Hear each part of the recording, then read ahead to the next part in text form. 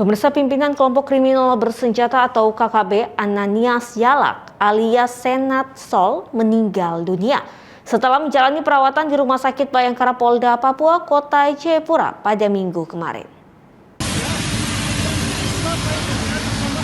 Pimpinan kelompok kriminal bersenjata atau KKB Ananias Yalak alias Senat Sol yang merupakan mantan anggota TNI Angkatan Darat pada Minggu 26 September 2021 dinyatakan meninggal dunia setelah menjalani perawatan di ruang ICU Rumah Sakit Bayangkara Polda Papua sehingga perawatan lebih terkontrol dari pengawasan perawat maupun dokter.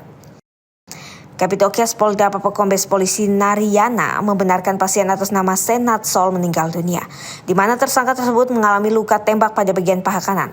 Luka tersebut ada di bagian pembuluh darah yang robek cukup besar sehingga dilakukan perawatan dan juga pembersihan.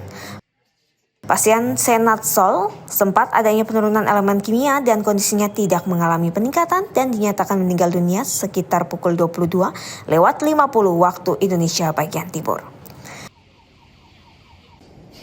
Kemarin di tanggal 26 September jam 22.50 dengan sebelumnya kita lakukan tindakan untuk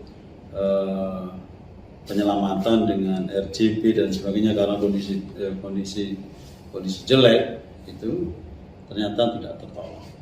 Setelah kita analisa dan kita diskusikan dengan dokter, ternyata pasien ini terjadi shock sepsis. Apa itu? Jadi dengan terbukanya pembuluh darah itu, untuk kontak tembakan itu, ini ruang terbuka. Sementara pembuluh darah ini kontaknya dengan sistemik, masuk dalam tubuh darah. Jadi ada kuman yang masuk dalam pembuluh darah, dia akan masuk secara sistemik dalam tubuh. Jadi shock sepsis dimungkinkan meninggalnya karena itu. Ada apa itu? Jadi ada bakteri yang masuk dalam tubuh secara sistemik, masuk dalam tubuh, untuk penanganannya memang agak sulit. Sebelumnya, Ananias Yalak alias Senat Sol ditangkap Satuan Tugas Operasi Nemangkawi Kamis 2 September lalu. Merupakan pimpinan KKB yang terlibat sejumlah aksi teror berdarah di DKI, Ibu Kota Kabupaten Yaukimo, Papua. Senat juga terlibat pembakaran ATM Bank BRI pada 2019, pembunuhan terhadap staf Komisi Pemilihan Umum atau KPU atas nama Henry Jovinski, dan pembunuhan terhadap warga sipil bernama Muhammad Thoyib. Dari Kota Jayapura, Darul Mutakin, iNews Jayapura melaporkan.